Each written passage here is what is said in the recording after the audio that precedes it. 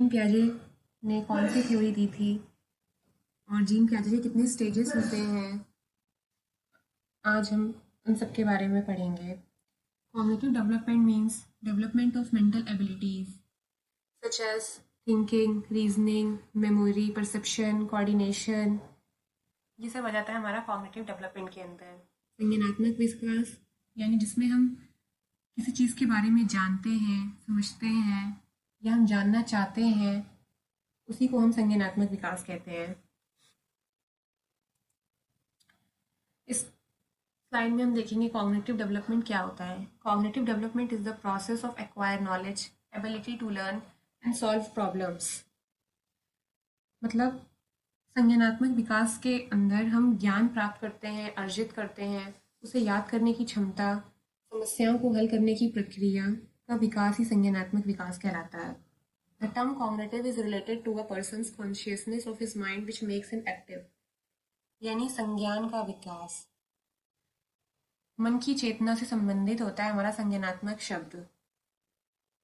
जैसे कि हम कोई चीज़ समझना चाहते हैं, किसी चीज़ के बारे में हम जानना चाहते हैं, तो वही हमारा आ जाएगा कॉग्निशन या कॉग्निटिव डेवलपमेंट के अंदर। Cognition includes activities like reasoning and thinking. तर्क करने की क्षमता, सोचने की क्षमता, मेमोरी, ये सारी गतिविधियां हमारी आ जाती हैं कॉग्निशन या कॉग्निटिव डेवलपमेंट के अंदर। प्याजे ने बच्चों और किशोरों की बौद्धिक क्षमताओं का अवलोकन किया और यह पाया कि दोनों जो है वो क्वांटिटेटिव टू एक तरह ही सोचते हैं, पर क्वालिटी में वो अलग अलग सोच सकते हैं। जैसे कि हम ये समझ सकते हैं कि बच्चे और किशोर का दिमाग तो एक ही तरह होता है, मतलब साइज में, पर जो सोचते हैं, समझते हैं, वो अलग अलग समझते हैं। तीसरी स्लाइड में देखेंगे कि जीन पियाजे कौन थे, इनका जन्म कब हुआ था, इन्होंने क्या बताया था अपनी थ्योरी में, ये हम देखेंगे इस स्लाइड में। जीन पियाजे का जन्म 1896 में हुआ था। वो एक स्विस साइकोलॉजिस्ट थे, स्विट्जरलैंड से बिलोंग करते थे, रेडिकल कंस्ट्रक्टिविस्ट थे, जिन्होंने ये बताया था कि बच्चे अपने ज्ञान का निर्माण स्वयं ही करते हैं। बच्चे क्या कहलाते हैं? बिल्डर ऑफ नॉलेज, मतलब अपने ज्ञान का निर्माण खुद ही करते हैं। इन्होंने यह भी बताया कि जो बच्चे होते हैं वो नन्हे वैज्ञानिक होते हैं, लिटिल साइंटिस्ट बताया इन्होंने। इन्होंने कॉग्निटिव डेवलपमेंट को 4 स्टेजेस में डिवाइड किया, जिसमें सबसे पहले आती है हमारी सेंसरी मोटर स्टेज, दूसरे नंबर पे आती है हमारी प्री ऑपरेशनल, तीसरे पे आती है हमारी कंक्रीट ऑपरेशनल, चौथे में आती है हमारी formal operational stage. Sensory motor stage जो बर्थ से 2 साल तक की अवस्था होती है, जिसे हम हिंदी में कहते हैं संवेदिक पेशीय अवस्था, जिसमें बच्चे अपने सेंसेस के द्वारा ज्ञान का निर्माण करते हैं। सेंसेस जो कि 5 तरह के होते हैं, जिसमें आइज, ईयर, नोज, टंग, स्किन आ जाते हैं।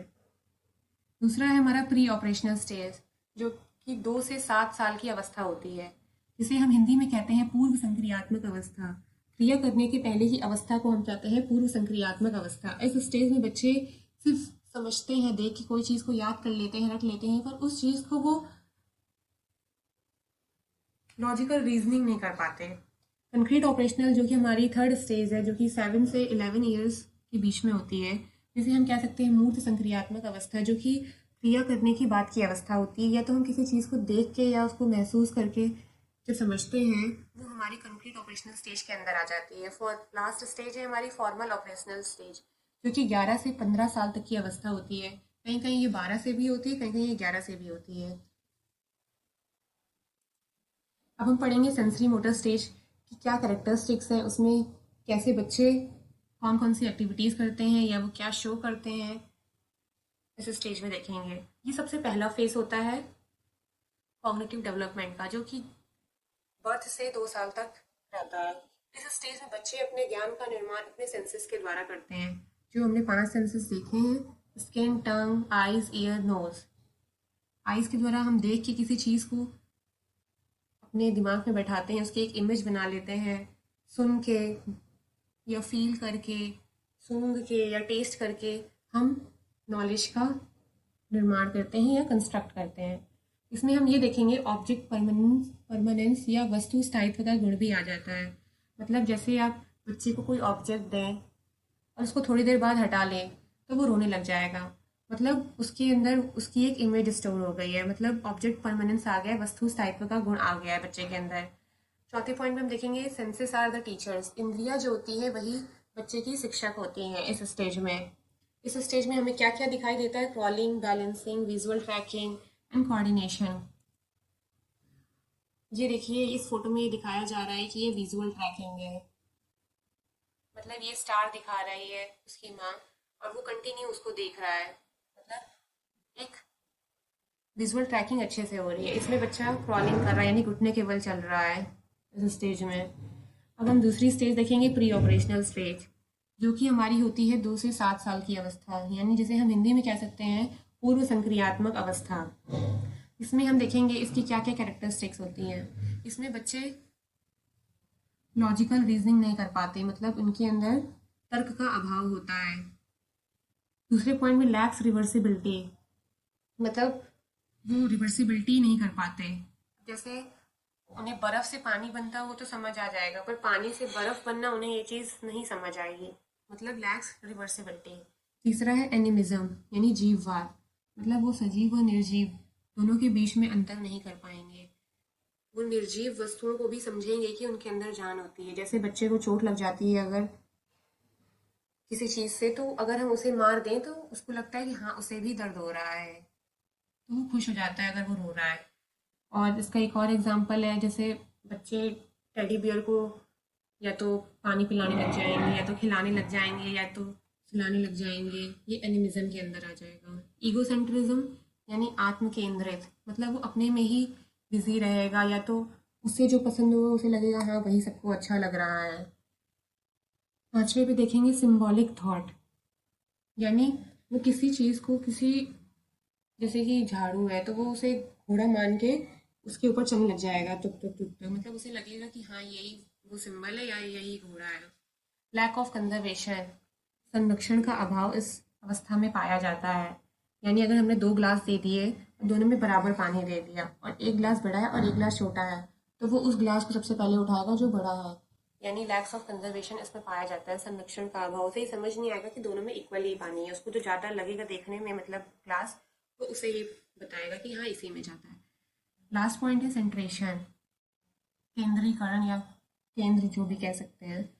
जैसे बच्चे को कोई चीज़ दी जाती है, जैसे मोबाइल दिया जाएगा तो वो सिर्फ अपने मतलब की चीज़ देखेगा, या तो जो उसे पसंद होगा। जैसे उसे गेम खेलना पसंद है तो वो मोबाइल में सीधे गेम में ही चला जाएगा, ये नहीं कि वो ये भी देखे कि हाँ इसमें फ़ोन भी कर सकते हैं या फ़ोटो भी खींच सकते हैं, मतलब एक ही चीज़ पे ही उसका पूरा ध्यान है। अब इसको हम फोटो के माध्यम से समझेंगे। देखिए जैसे कंजर्वेशन को दिखा रही है लड़की, ये बड़े वाले ग्लास को एरोस या हाथ से अपने दिखा रही है कि हाँ इसमें ज़्यादा है पानी, क्योंकि दोनों में पानी इक्वली है। सिंबॉलिक थॉट, ये देखिए झाड़ू को रिप्रेजेंट कर रहा है, वो घोड़े की तरह समझ रहा है कि हाँ ये घोड़ा है, उसी हिसाब तरह वो भी चल रहा है। ये एनिमिज्म, जिसमें वो अपने टेडी बियर को पानी या दूध पिला रही है।